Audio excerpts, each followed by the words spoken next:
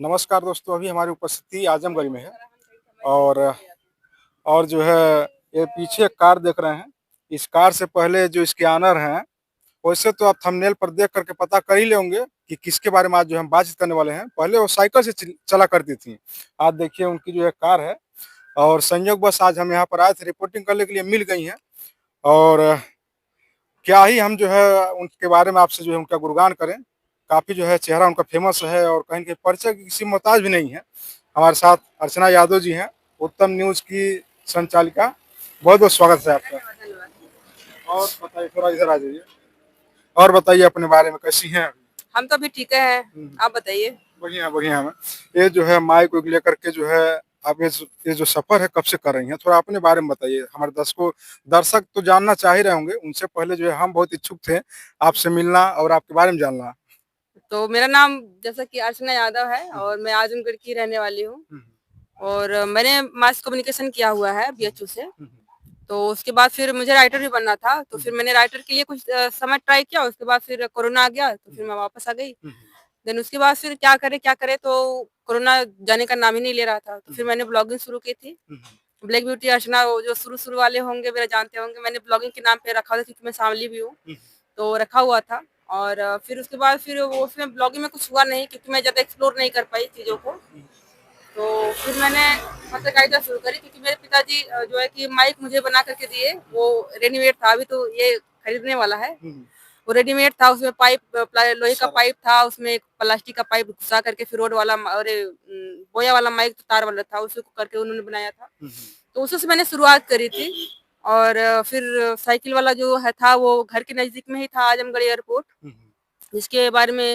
विस्तारीकरण होने लगा था हुँ, कि उसको इंटरनेशनल किया जाएगा। उसकी वजह से लोग जो जिनका लगभग 7-8 गाँव उजड़ रहा था, हुँ, जो हर जाति के लोग थे, तो वो लोग विरोध उसका कर रहे थे हुँ, और मेरे घर के पास में ही था, तो फिर मुझे आना-जाना आसान लगा। हुँ, और अगर कोई था भी नहीं क्योंकि मुझे बाइक चलाने नहीं आती थी, स्कूटी चलानी नहीं आती थी, हुँ, तो मैं अपना साइकिल से ही निकल जाती थी। हुँ, तो उसी टाइम पे मुझे लोगों ने साइकिल वाला पत्रकार का नाम दिया हुँ, और वहाँ से मेरी शुरुआत हुई थी हुँ।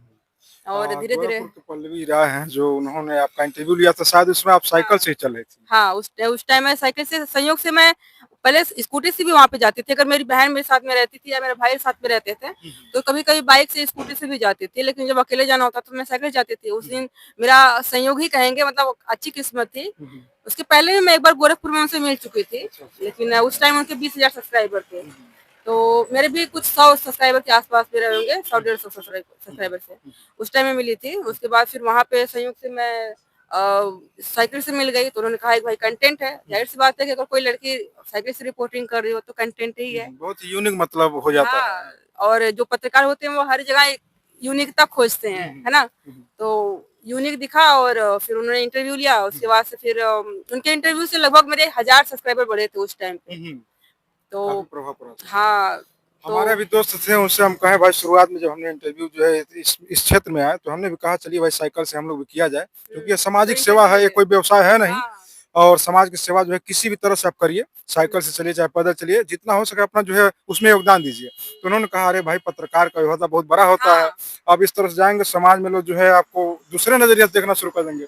तो आप जो साइकिल के साथ शुरुआत की थी, तो आपको ऐसा नहीं लगा था जिस तरह से हम सोच रहे हैं? नहीं, मुझे ऐसा नहीं लगा था क्योंकि उस टाइम में मैंने सोचा भी नहीं था कि इस तरह का कुछ इसको आप हेय दृष्टि में देख हुँ, सकते हो। हुँ, हुँ, और साइकिल से चलने का मेरा प्रयोजन बस इतना था कि मेरे घर से 1 डेढ़ किलोमीटर दूरी पे था, हुँ, उसको साइकिल से मैं कवर कर सकती थी हुँ, और उसके लिए मुझे किसी की ज़रूरत भी नहीं पड़ती थी। मतलब अगर कोई चल रहा बाइक से, जैसे मैंने बताया मुझे चलाने नहीं आता था, हुँ, हुँ, तो फिर मैं अगर किसी को साथ में लेके चलती तो उसमें एंगेजमेंट लोगों की बढ़ती। हुँ, हुँ, मैं अपना अकेले भी, अपना लोग बाकी लोग घर का काम कर रहे हैं, मैं अपना अकेले जा कर के भी कर सकती थी हुँ, उसको। तो उस टाइम में मुझे नहीं लगा था कि ये कोई हे वाली बात है या फिर वाली बात है। फिर हुँ, बाद में पता चला कि लोगों ने जब मुझे कंटेंट के रूप में देखना शुरू किया, हाँ, हाँ। तब मुझे लगा कि ओह! ऐसा है। तो फिर मेरी अपॉर्च्युनिटी हो गई वो हुँ, कि मतलब मैं साइकिल से चली और लोगों को लगा कि ओह! तो फिर मैं कंटेंट बनी और लोगों ने मुझे, कुछ लोगों ने मतलब इंटरव्यू लिया था। हुँ। तो अच्छा लगा मुझे। एक आप देखा जाए महिला हैं और एक ऐसा क्षेत्र आपने चुना है कि कहीं न कहीं इसमें बहुत ही देखा जाए संघर्ष है। हुँ, शुरू आर्थिक। से आर्थिक रूप से और तमाम जो है दिक्कतें आती हैं आने-जाने में, तमाम कई जो है दिक्कतें आती हैं। हुँ। तो इसको आपने किस तरह से परिवहन किया, निर्वहन किया, जो आज यहाँ तक जो है पहुँची? संघर्ष की बात करूँ तो उतना कुछ ख़ास संघर्ष मुझे दिखा नहीं, जिस तरह से लोग बात करते हैं। और मतलब जो वायरल कंटेंट होते हैं सप्ताह में 1 ही 2 दिन में बाहर निकलती हूँ, जो इस तरह की घटनाएं होती हैं वही कर करके अपना दूसरा तीसरे दिन पहुंचती हूँ और करके वापस आती हूँ। वही चलते रहता है, इस पे उस पे करके मैं डालती हूँ। और संघर्ष की बात जिस तरह से पत्रकारों को कहा जाता है कि उनको मार पड़ती है, कभी कभी होता है जाकर के प्रोटेस्ट करते हैं, या फिर जो है कि जो नेता वगैरह रहते हैं उनसे भिड़ जाते हैं, पुलिस प्रशासन से भिड़ जाते हैं। तो अभी मेरी उसी कुछ मतलब वो उस तरह की मैंने बड़ा कारनामा कुछ ऐसा नहीं किया है।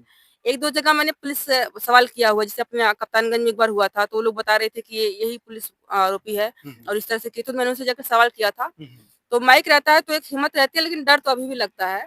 और ऐसा कोई भयंकर काम नहीं किया है जिसकी वजह से मैं कहूँ कि मुझे मैंने कैसे हैंडल किया, तो ऐसा कुछ किया नहीं अच्छा, मैंने। एक कॉमन चीज हम आपके जो है यूट्यूब पर थंबनेल पर देखते हैं, कोई अगर कोई घटना घटित होती है तो उसमें आप जो ठाकुर समाज के द्वारा यदि किसी दलित समाज पर होता है तो उस पर आप डायरेक्ट लिख देती हैं, पन्नी समाज के द्वारा कोई होता है इस तरह से तो डायरेक्ट उस पर लिख देती हैं।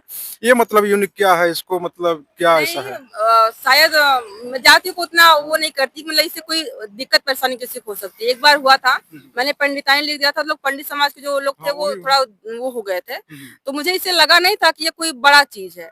और जब लोगों ने मतलब आजमगढ़ की पुलिस को टैग करके वो हटाने की बात की जाने, मुझ पे कार्रवाई की बात की जाने लगी, तो फिर मुझे लगा कि वो ये नहीं लिखना चाहिए।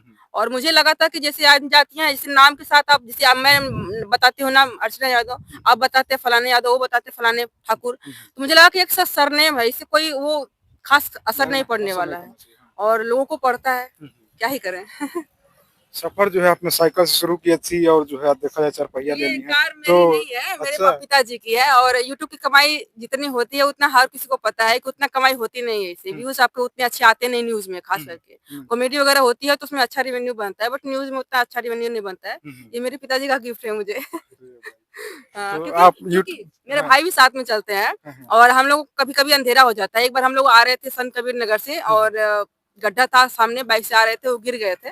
उसी के बाद पिताजी ने कहा भाई सेफ्टी सबसे पहले है, और उसके बाद बाकी चीजें देखी जाएगी, तो उन्होंने ही किया है। अब तक अर्चना यादव लगभग यूट्यूब से कितना कमा चुकी होंगी?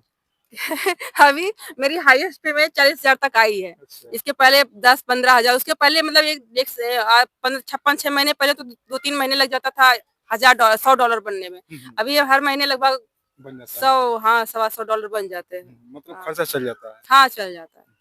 बहुत सारे महिलाएं हैं, देखते हैं साड़ी पहन ली हैं, सूट पहन ली हैं, हाथ में माइक है, चल रही हैं, और देखा जाए उनका जीवन जो है अन्य जो पुरुष वर्ग हैं उनसे काफी जो है टफ हो गया है। हाँ, उनके लिए हाँ। क्या संदेश देना चाहेंगी ताकि इस क्षेत्र में यदि आती हैं तो अपना जो किस हिसाब से चले, ताकि जो है आगे जिस तरह से आप ग्रो करें उसी तरह से वो भी करें, क्योंकि कई सारी महिलाएं इस तरह से हमसे पत्रकारिता मिली की हैं। बात अगर आप कर रहे हैं तो पत्रकारिता जब तक आपके पास ज्ञान ना हो, और एजुकेशन खास करके, क्योंकि हर कोई कहता है कि जैसे कि कहते लोग हुकूमत की तरह जाम रहे हैं, तो आप ये सुनने के लिए अपने लिए ना तैयार हो।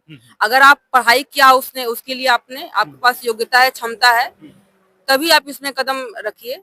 वरना आप यूट्यूब पे बहुत सारे काम है जिसके आप कर सकते हैं, अर्निंग अच्छी खासी कर सकते हैं, चाहे वो कॉमेडी का हो, डांस का हो, मिमिक्री का हो, कुछ मोटिवेशनल चीजें बोलने का हो, कुकिंग का हो, खास करके बहुत अच्छा लोग बनाते हैं, वो सारी चीजें करें। पत्रकारिता के में मुझे लगता है कि उन्हीं लोगों को आना चाहिए जिनका इसमें इंटरेस्ट हो, या फिर उन्होंने पढ़ाई करे।